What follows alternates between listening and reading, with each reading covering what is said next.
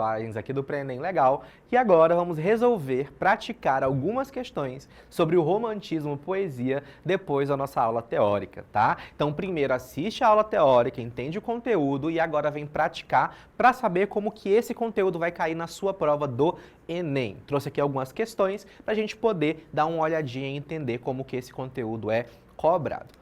Primeira questão, muito legal, porque ela vai trazer uma obra, né, de arte e conversar com a poesia. Então, lá do 2021, questão 18, a gente vai ter uma obra e eu quero que primeiro a gente analise o que está acontecendo aqui nessa obra. Primeiro, a gente tem um cenário de natureza, correto? A gente pode perceber aqui que a gente tem árvores, tem provavelmente o mar aqui, né? E aí a gente vai ter a figura de uma mulher nua à praia, provavelmente morta, né, nessa pose que ela está.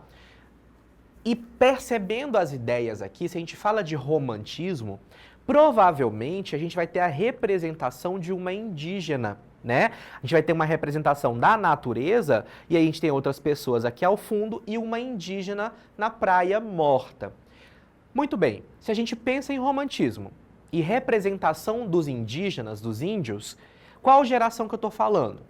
Provavelmente é a primeira geração romântica, né? Que é a valorização do olhar da natureza e a representação do indígena, do índio. Muito bem.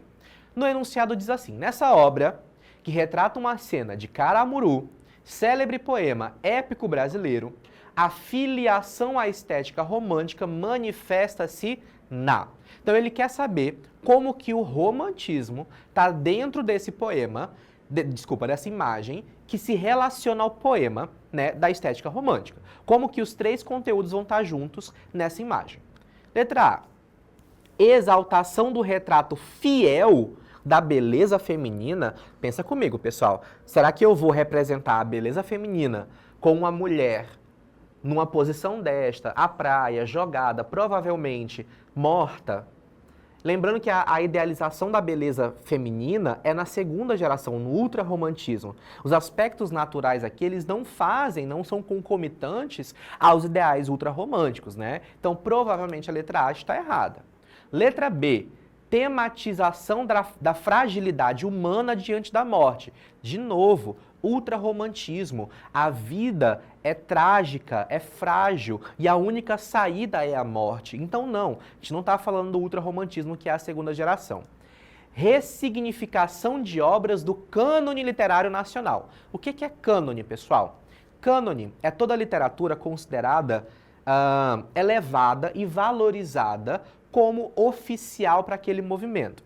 Então a gente vai ter obras canônicas, por exemplo, o Gonçalves Dias, em outros movimentos, o Machado de Assis, a Clarice Lispector. Então são obras que a comunidade literária brasileira considerou mais valorizadas e que representam aquele momento. Então, de fato, eu estou pegando uma obra canônica e pensando nela novamente, eu estou refletindo e ressignificando, criando outros significados? Ou é o mesmo significado da primeira geração romântica? Será? Letra D.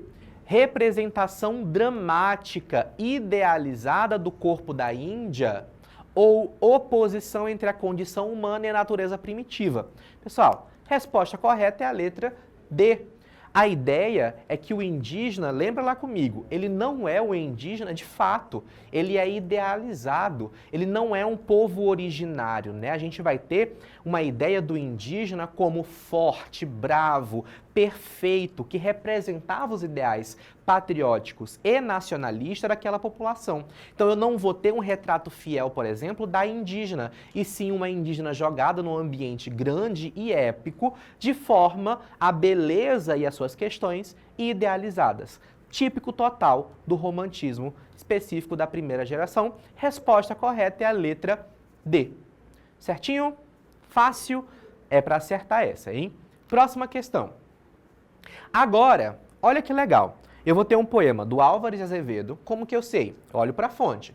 Azevedo A. Então, Wellington Álvares de Azevedo. Já sei que é segunda geração do romantismo, ultrarromantismo. Então, proximidade à morte, introspecção, idealização da mulher, a mulher é perfeita, inalcançável, o homem nunca vai conseguir se relacionar com ela, a presença da mãe, da irmã, né? A ideia da morte, da melancolia como saídas para a vida, que é uma dor incansável, né? Insuportável. Então, todas essas características ajudam a gente a entender o que o poema vai poder falar, para a gente poder interpretar. Vamos lá, vamos dar uma lida. Soneto. Ó, páginas da vida que eu amava, rompei-vos, nunca mais, tão desgraçado. Ardei lembranças doces do passado. Quero rir-me de tudo que eu amava. Olha que irônico, né? Olha que triste, que pessimista.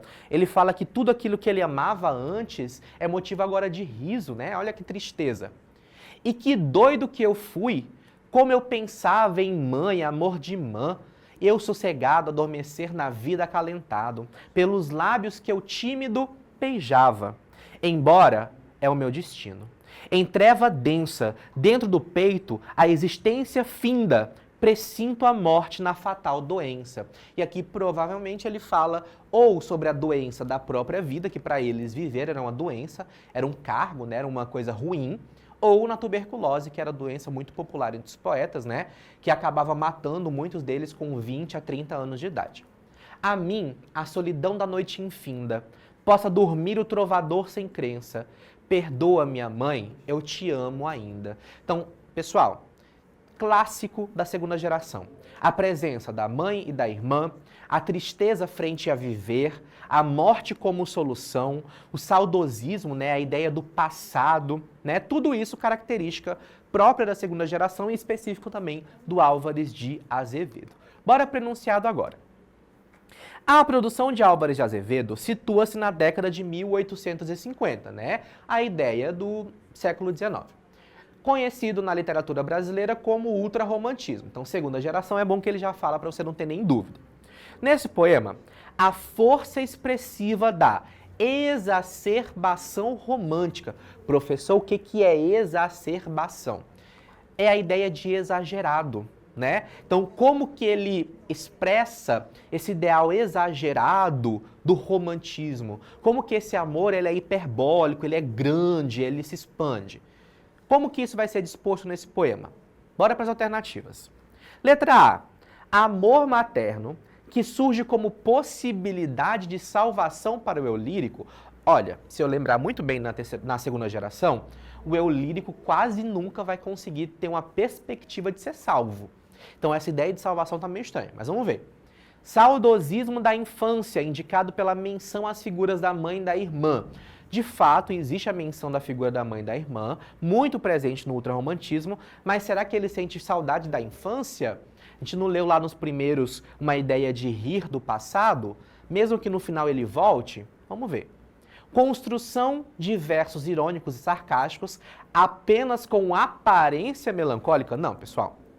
Já exclui essa, porque não é aparência melancólica, é melancolia de fato, tá? Presença do tédio, sentido pelo eu lírico, indicado pelo seu desejo de dormir. Essa parece muito absurda, né? Mas tem muitos poemas do ultrarromantismo que vão falar sobre o sono, o tédio de viver, o onírico, né? A presença dos sonhos, então não é tão absurdo assim. Ou letra E, fixação do eu lírico pela ideia da morte. Olha a proximidade à morte aqui. O que leva a sentir um tormento constante. Viver, pessoal, para os poetas ultrarromânticos era ruim. Por quê? Porque era uma dor insuportável e a morte estava muito longe. Então, para eles, o quão mais próximo à morte, melhor. Tanto que a gente vai ter muitos poemas do ultrarromantismo em que eles vão admirar, por exemplo, mulheres que estão mortas. Eles vão olhar a beleza da morte também na beleza idealizada, né? Então, a ideia da melancolia, o caráter cadavélico é muito presente e muito comum nessas questões. Resposta correta, então, é a letra E. Então, a ideia é que o eu lírico, ele fala muito sobre a morte, ele deseja a morte, o que leva ele a sentir a vida como insuportável, né? Viver para ele é horrível. Certinho? Fácil, né, pessoal? Duas questões tranquilas, sabendo aqui do movimento dá de responder. Se ficar alguma dúvida, você coloca aqui nos comentários, tá? Espero que vocês tenham entendido todas, tenham gostado, e a gente vai se ver na próxima aula de teoria. Tchau, tchau!